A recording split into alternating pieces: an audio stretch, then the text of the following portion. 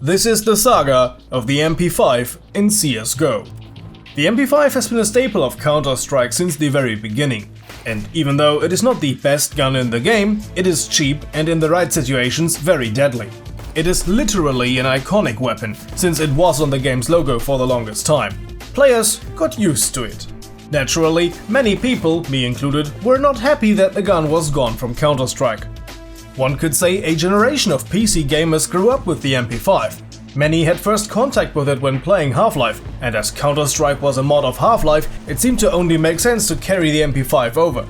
For the creators of Counter-Strike, the MP5 was even a carryover from an older game they worked on, Navy SEALs.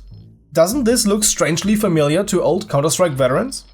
Besides being used to the gun gameplay-wise, it just looks incredibly sexy. Compared to the UMP, this gun looks sleek. The UMP always struck me as kind of boxy, and when you just pronounce it well, it does sound kind of primitive.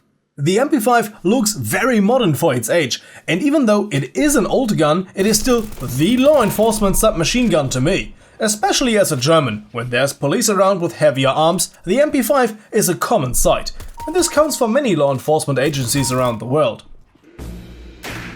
As a fan of this gun, I of course tested it myself given the opportunity some time ago.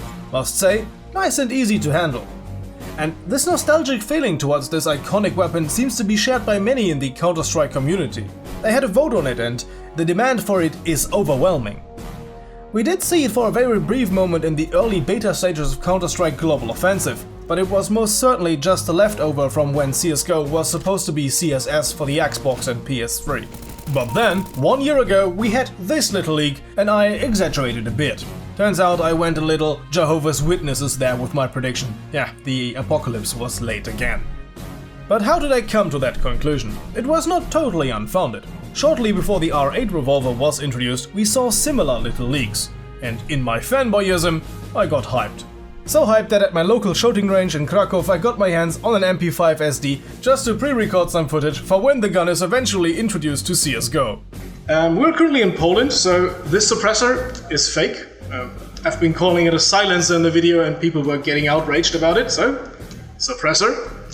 Yeah, so like I said, this thing is actually a fake suppressor, but it looks still pretty cool, because real suppressors are illegal in Poland, well, at least for private citizens. So, we'll be going to the range. I guess time and money gone to waste. Now, 1 year after some German guy got way too hyped and made a too enthusiastic prediction, we are presented with another little leak, an animation for the MP5 SD in the Panorama UI update, possibly hinting to us that Valve has not forgotten the gun and noticed that many people still love it. This leak, compared to the one a year ago, got way more attention. Zool, the creator of Counter-Strike Classic Offensive, even created a little custom add-on allowing you to play with the MP5 SD in CSGO offline. You can find a link to his work in the upper right hand corner of the video or in the description down below, along with all the other links, like to my Twitter and such. And to Zool, great work, as always.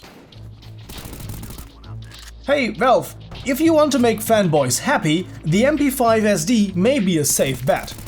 Even if it's just an alternative for the MP7 for nostalgic value, I'd still totally love it. Then again, the R8 revolver happened and the devs don't want to go through that again. But still, I would love to be able to say one day that I told you so. Anyways, if you enjoyed this video, you know what to do. And if you want to stay up to date with the stuff I do, I suggest you follow me on Twitter. I regularly post updates there of what I do, or just some random bullshit. Have a nice day, and as always, goodbye and guten Tag.